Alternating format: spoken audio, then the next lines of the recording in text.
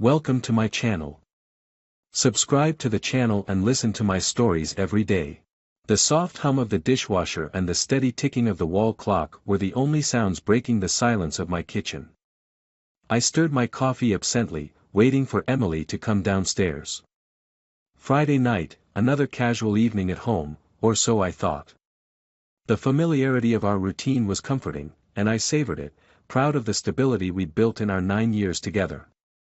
I could easily predict our evenings, dinner, maybe a movie, a few shared laughs before bed. It was a comforting, steady rhythm. So, when Emily stepped into the kitchen with a different energy about her, I immediately felt it. She was a picture of calm, her voice even, her expression blank as she spoke. "I'll be out with some friends tonight," she announced, not meeting my eyes as she made herself a cup of tea. Her tone was off, a bit too casual, and her words stung. We'd always shared our plans, and this last-minute announcement was unlike her. I kept my voice neutral. "Friends?" I asked, a hint of surprise in my voice. I'd never heard her mention plans before now. "Yeah, just some old friends. Haven't seen them in a while." She gave me a practiced smile, one that didn't quite reach her eyes. "I won't be back until late. Maybe not until tomorrow." I nodded slowly, watching her carefully. Emily had always been social, but there was a certain detachment to her explanation, a distance that felt unsettling. I didn't press, though, allowing her the space to make her own decisions. That's how our relationship had always been, built on mutual respect, giving each other room to breathe. But tonight, something felt wrong. She left without much of a goodbye, leaving an unshakable silence in her wake. I finished my coffee, staring at the empty kitchen, replaying our conversation. My mind whirred with unease, and as I cleared away the mug, I found myself fixated on her lack of eye contact. A pit formed in my stomach, gnawing at me, but I pushed it down, telling myself not to overthink it. Emily was her own person, she deserved her space. It was only when I went to bed later that evening that the sense of wrongness settled like a weight on my chest, keeping me awake, my mind churning with questions. My instincts told me to brush it off, to let her have her night out. Yet something kept tugging at me, urging me to look deeper. In the days that followed, I did my best to shake off the feeling, but subtle changes in Emily's behavior only heightened my suspicions. The phone, once left casually on the kitchen counter, now seemed glued to her hand, and she stepped out of the room for certain conversations. I could hear her voice, hushed and measured, as if she were trying to keep her words from drifting into my ears. And then, her social media activity shifted, a new friend, someone I didn't recognize. The name Brian appeared, innocuous enough, until I noticed he was tagged in a photo of her, their heads close, the smiles a little too bright. They looked comfortable, too comfortable. My stomach nodded. I started saving screenshots, but even as I did, I told myself it was probably nothing. I had no proof, just an odd feeling. But I couldn't let it go. Her movements grew secretive, her excuses stranger. She was always working late or meeting friends, but she never gave specifics. Our conversations dwindled, becoming curt exchanges about bills and groceries. The connection we'd shared seemed to grow dimmer by the day. I tried to ignore it, hoping that things would return to normal, but every instinct screamed that something wasn't right. So, I decided to find out for myself. On her next night out with friends, I followed her. The decision felt absurd, out of character, but the unease gnawed at me so fiercely that I couldn't ignore it any longer. I trailed her discreetly, staying several cars behind, my heart pounding in sync with each mile. She headed toward a part of town we rarely visited, one known for its quieter, tucked-away restaurants. My grip tightened on the steering wheel, and a bitter taste coated my mouth. Eventually, she pulled into a dimly lit lot beside a modest restaurant. I parked a safe distance away and watched as she got out, brushing her hair back and adjusting her blouse in the reflection of the car window. She was nervous, checking her appearance in a way that felt almost ritualistic. I watched as she entered the restaurant, her gaze darting around before it settled on a man seated by the window. Brian. They exchanged a smile, one filled with the warmth and familiarity she used to reserve for me. They embraced, and I felt a pang in my chest. This was it, the moment where doubt morphed into certainty. She wasn't just meeting friends. This was something else, something that made my stomach churn. I stayed outside, watching as they laughed and shared dinner, oblivious to the storm brewing just outside the restaurant window. My mind reeled as I watched the life I thought I knew unravel before me. They left together a few hours later, parting ways in the parking lot after one last lingering embrace. I forced myself to keep watching, to absorb every painful detail, hoping it might numb the shock. When she returned home later that night, I was already in bed, pretending to sleep. I felt her slide into bed beside me, her body relaxed, and I lay there, staring at the ceiling, my mind racing. There was no going back from this. I knew what I had seen, and the weight of that knowledge bore down on me like a boulder. For the next few days, I carefully mapped out my plan. I didn't confront her, didn't rage or scream, though every cell in my body yearned to. Instead, I became colder, quieter, my focus shifting to what I needed to do next. Our conversations were brief and pointed, like we were strangers passing in the hallways. She must have sensed the distance growing between us, but if she did, she didn't show it. Maybe she assumed her secret was safe, that I would never look deeper. But I did. I continued gathering evidence, every text she left open on her screen, every suspicious phone call that made her step out of the room. I compiled screenshots and stashed them in a folder, labeled Emily's Lies. The more I collected, the stronger my resolve grew. By the end of the week, my mind was set. I had enough proof, enough fuel to turn the tables. But I knew I couldn't do this alone. I needed one more player in my game of reckoning, Brian's fiancée. It was a gamble, a step that could either tear everything apart or serve as the final blow in my revenge. I reached out, sending her a carefully worded message with one of the damning photos attached. A part of me braced for impact, but my resolve held firm. I would let them face the fallout of their own making. When Emily walked out the door for her next night out, she had no idea her world was about to change. And as I watched her leave, I felt an odd sense of calm settle over me. This was only the beginning. The following morning, Emily returned home, humming as she brewed her coffee. The woman who slipped out last night under vague pretenses was now carefree, acting as though everything was perfectly normal. But to me, it was surreal. The betrayal was raw, sharp, and fresh in my mind. I could still see the way she had embraced him, the spark in her eye that had once been mine. She chatted lightly about the day ahead, ignoring the widening chasm between us, or maybe just unaware of it. I couldn't confront her yet. I wasn't ready, not until every piece of my plan was in place. Instead, I played along, masking the storm brewing beneath my calm exterior. Anything interesting happen last night? I asked casually over breakfast, my eyes fixed on my plate to keep my voice steady. Just the usual, she said breezily. Caught up with friends, nothing special. Her response was too smooth, almost rehearsed, and it set my teeth on edge. That's good, I replied, forcing a smile. Glad you got to unwind. My hand clenched under the table. I was counting on her to believe my feigned indifference, to assume that I was too naive, too trusting to look deeper. It was the perfect cover, giving me the space I needed to set things in motion. Later that day, while she was out running errands, I made my next move. I went back to the screenshots, the text threads, and all the evidence I had collected. I looked over it, ensuring everything was intact before opening my messaging app and sending a message to Brian's fiancée, Sarah. I felt a strange mix of nerves and satisfaction as I typed, crafting my words carefully to achieve maximum impact. Hi, Sarah. I thought you should know who your fiancé's been meeting on the side. He and my wife have been seeing each other. If you want proof, I have plenty.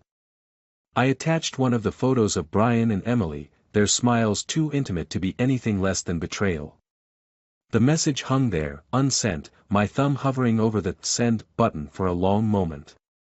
Then, with a steadying breath, I tapped the button and set my phone down, a heavy weight settling in my chest. There was no turning back. The minutes ticked by, each one feeling like an hour as I waited for her response. When my phone finally buzzed, I snatched it up, my heart racing. Who is this? Sarah's message read, suspicion evident even through the text. Why are you sending me this? It doesn't matter who I am, I replied. What matters is that your fiancé and my wife are cheating together. I can send you more proof if you'd like. I attached a few more photos, including the one of them leaving the restaurant together. Her response came a minute later, a short, simple message. Call me. I dialed her number, and she picked up immediately. Her voice was sharp, edged with anger and something else, fear, maybe. Tell me everything you know. For the next 10 minutes, I detailed every piece of evidence I had, every suspicion that had morphed into certainty. Sarah listened in silence, her breaths coming faster as I talked. By the time I finished, there was no sound on the other end of the line, just a tense, heavy silence. Finally, she spoke, her voice cold and resolute. Thank you for telling me. I'll handle things on my end. We hung up, and I sat back, feeling the tension in my chest ease ever so slightly. It was a small victory, but it was enough for now. If all went as planned, my confrontation with Emily would hit even harder when she had to face the fallout with Brian. I spent the next few days watching her carefully, noticing each shift in her behavior, each carefully placed lie. She was still meeting Brian, and I continued to follow her, collecting evidence with a patience I hadn't known I possessed. The more I saw, the more my anger simmered. It wasn't just the betrayal that hurt, it was the way she came home afterward, putting on the facade of a loving wife while hiding this massive secret from me. Finally, Friday arrived, and I knew it was time to confront her. I laid out every piece of evidence on the dining room table, careful to leave nothing out. Every text, every photo, every bit of proof I had was there, arranged in a damning display. I knew she'd be home soon, and I waited in silence, the weight of the moment pressing down on me. The door creaked open, and Emily stepped inside, stopping short as she took in the scene before her. Her eyes flicked over the table, widening as the realization sank in. She looked up at me, her face pale. What is this?" she stammered, her voice barely above a whisper. "It's exactly what it looks like, Emily," I said, keeping my voice steady. "I know about you and Brian. I know about the lies, the sneaking around. I know everything." She swallowed hard, her gaze darting to the evidence on the table, then back to me. It's not what you think. I can explain." I laughed bitterly, shaking my head. "Really? Because from where I'm standing, it looks pretty clear.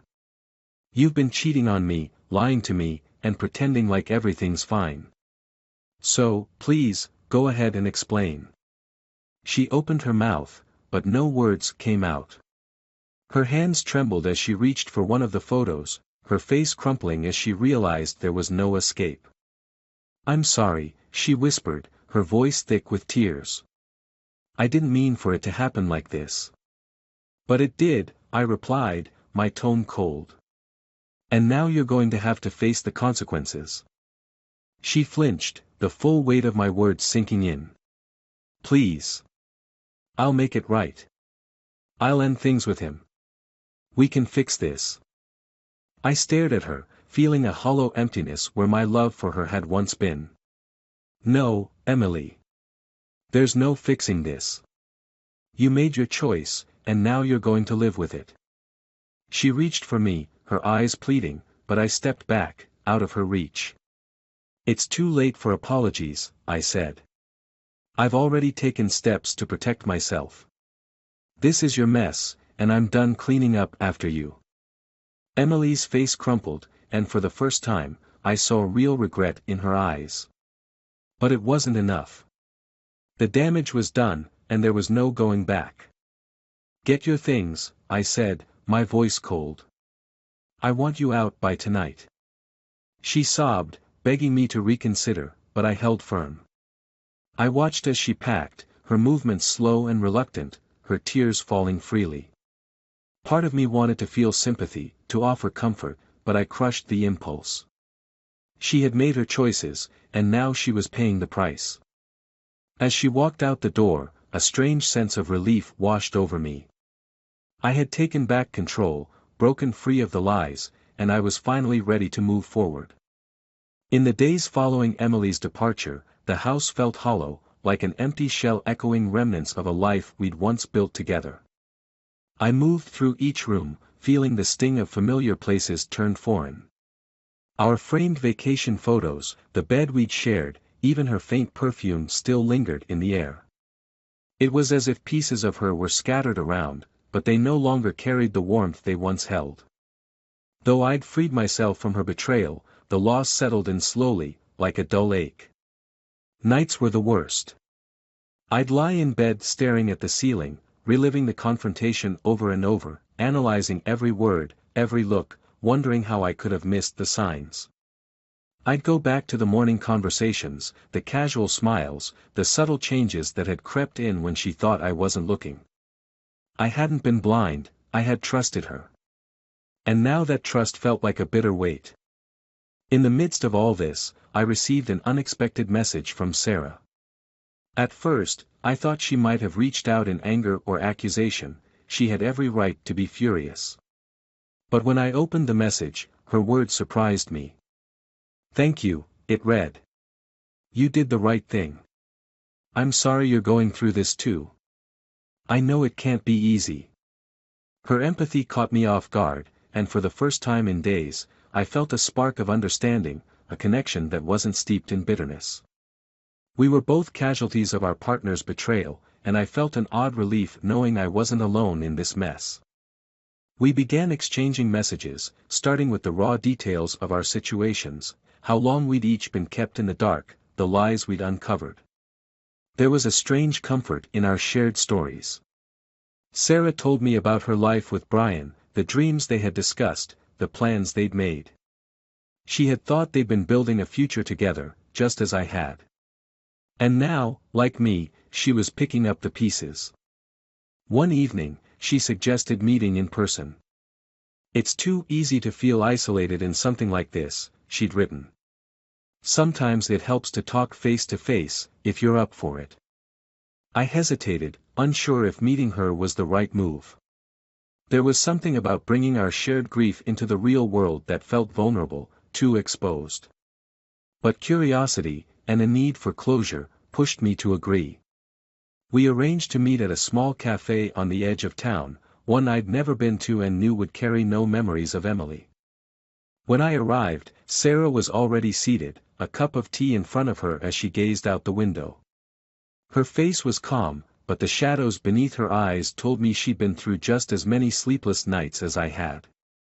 When she saw me, she gave a small, tired smile. "Mark?" she asked, her voice soft but steady. I nodded, taking the seat across from her. For a moment, neither of us spoke, simply taking each other in.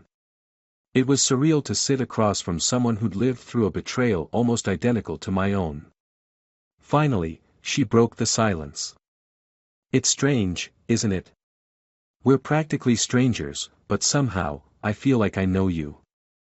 I nodded, managing a small smile. Strange is one word for it. I feel the same, though. Like we've both come out the other side of the same storm. We talked for hours, each of us slowly peeling back the layers of our stories. Sarah's perspective was illuminating.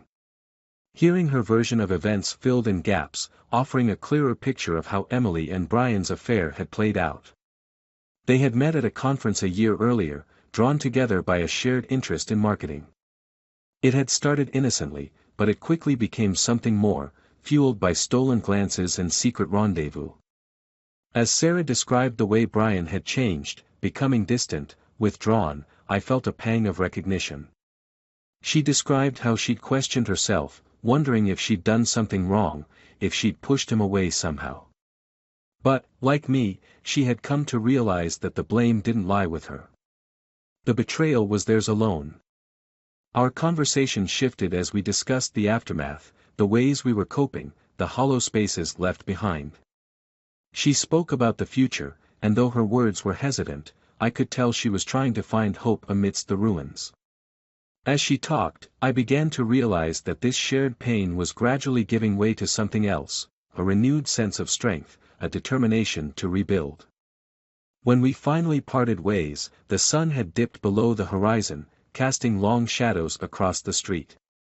I felt a strange lightness, like I had shed part of the burden that had been weighing on me. Sarah had given me a sense of closure, the knowledge that I wasn't alone in this journey. But there was still one last thing I needed to do. I hadn't spoken to Emily since she'd left. She had messaged a few times, pleading for another chance, asking if we could work things out. I hadn't replied, not because I lacked words but because I wasn't ready to face her yet. After my meeting with Sarah, though, I felt ready. I knew I had to close this chapter for good. I sat down and composed a message, each word carefully chosen. Emily, I've been going over everything in my mind, trying to understand why you did what you did. Maybe I never will. I don't hate you, but I can't forgive you either. You made your choice, and I made mine. I hope you find what you're looking for, but it won't be with me. Goodbye. I sent the message, feeling an odd sense of release as I watched it disappear into the ether. There was no satisfaction in saying goodbye, but there was finality, a quiet acceptance that this chapter of my life was closed. The days passed, each one bringing a small measure of peace. I returned to the routines that had once defined my life, slowly piecing together a new normal. And as the weeks turned into months, the pain dulled, replaced by a cautious optimism. One day, as I was organizing my desk, I came across the folder I'd labeled Emily's Lies. I opened it, looking at the collection of screenshots, photos, and messages that had once been the center of my world. The evidence that had fueled my revenge, my confrontation, my escape. I felt a flicker of anger as I looked at them, but it was brief, fading as quickly as it had come. I dragged the folder to the trash icon, watching it disappear from my screen. In that moment, it felt like I was finally letting go of the last pieces of her, the final remnants of the life we'd shared. I leaned back, exhaling as the weight lifted, feeling a freedom I hadn't known in a long time. As the months passed, life took on a steady rhythm, a mix of work, quiet weekends, and rebuilding. There were moments when the emptiness would creep back in, but they grew shorter with time. I focused on new projects, connecting with old friends, and slowly carving out a new future for myself. Every now and then, I'd think back to Sarah, wondering how she was managing her own healing, but I hadn't reached out since our last conversation at the cafe. It felt right to let things be, to let her find her way while I found mine. One evening, after a long day at work, I received an unexpected email. I almost didn't open it, assuming it was another advertisement or spam, but the subject line caught my eye. It was from Sarah. I thought you should see this, the message read, with a single attachment labeled, Confession. My heart beat faster as I opened the attachment, uncertain what to expect. It was a screenshot of an email from Emily, addressed to Sarah, dated just days ago. Emily's email. Sarah, I never intended for things to spiral like this, and I regret how I hurt everyone. But there's something you should know. Mark's involvement in all this wasn't just about revenge or justice.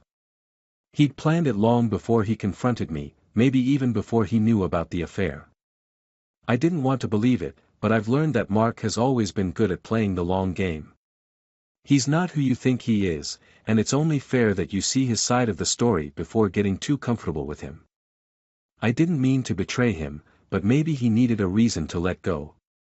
Maybe this was all just part of his way out. I sat there, rereading the email, the words blurring together as my mind raced. Emily's accusations didn't make sense. She was accusing me of setting her up, of somehow pushing her toward her affair. It was absurd, yet Sarah must have taken it seriously enough to reach out. Almost on cue, my phone buzzed. It was Sarah. I hesitated before answering, unsure of what to expect. "Mark," she said, her voice tense. "Did you read the email?"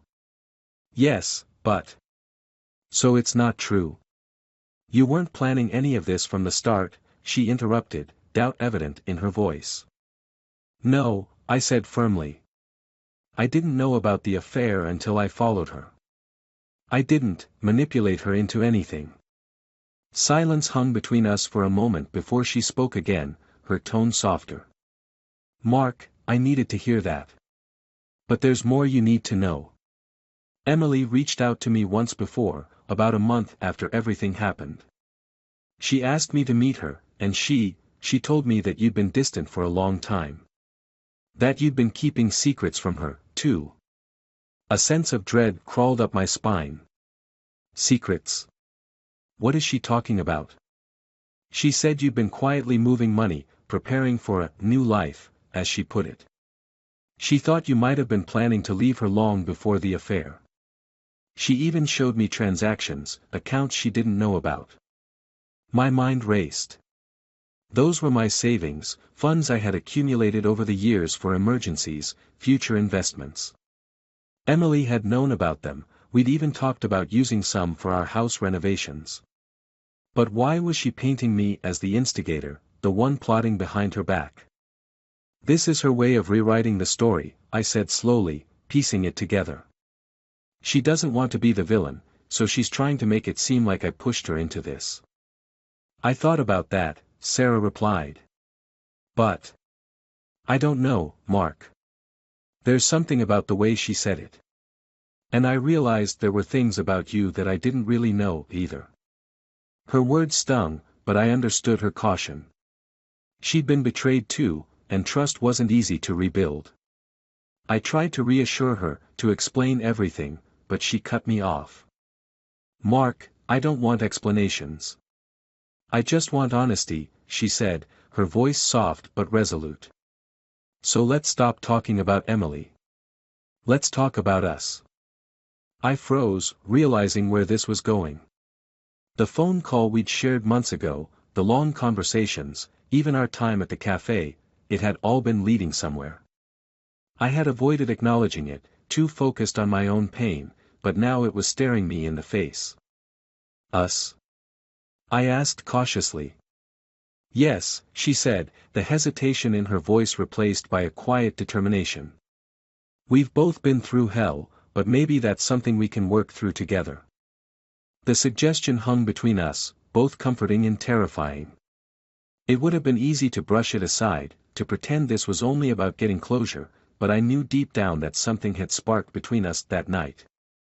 We shared more than just the pain of betrayal, we shared the understanding of what it meant to be blindsided, to be left in the aftermath of someone else's choices. "All right," I said finally. "Let's talk. No more secrets, no more games." We spent the next hour delving into everything, exposing our scars, laying our truths bare. By the time we hung up, there was an odd, unfamiliar lightness within me. I hadn't expected to find connection or comfort in the ruins of my marriage, but somehow, with Sarah, I felt a glimmer of hope. As I stood in the quiet of my living room, my phone buzzed again. It was a notification from my bank, alerting me to a withdrawal from an account Emily and I had shared. My chest tightened as I opened the alert, the realization dawning on me, she'd just emptied one of our joint accounts, the last one we'd kept open until the divorce was finalized. There, staring back at me, was a note attached to the transaction. "Sometimes the one who catches the cheater is just as guilty of deception. You played your game, Mark. Now, I'm playing mine. E." Emily's note lingered in my mind long after I closed the app, her words a twisted reminder that she wasn't done with me.